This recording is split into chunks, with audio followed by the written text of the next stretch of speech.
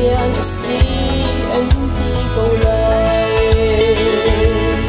apoi lo chin câu lai tharau fiami rian sung asi kan ram ni zungak huidin kan theng khâu lo apoi tu ke ruat lo pathian su tharau asi abia tu ni tharau bidam in bia ka her na ti bangin kachin câu lai kanun sung su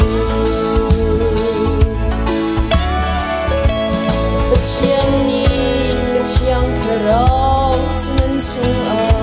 ka khum lang i ka phung lam zin nan nu sang lai a di pathian phung chu tharau asi ama shoi in kan kali kan zula chun kan thlau lai lo kan sa her thi chuang ei tu nak ngay tu bôi ba si apoi lo kachin câu lai tharau fiami rian sung asi kan ram ni znak huidin kan theng khâu lo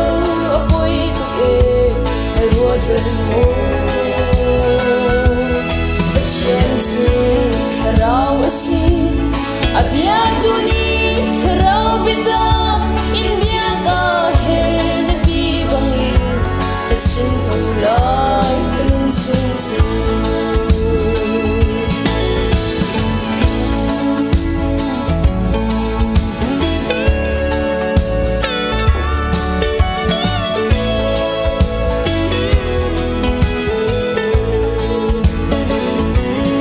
Valeni adolai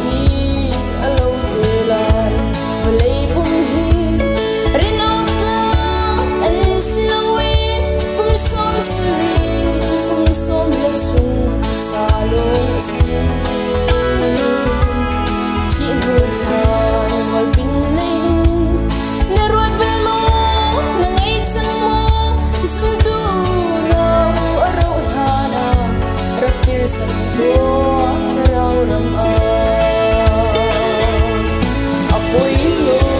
kachin ko lai tharau fiami rian sung asi kan ram ni znak huidin kan theng khâu lo apoi tu ke ruat bel mo pathian su tharau asi abia tu ni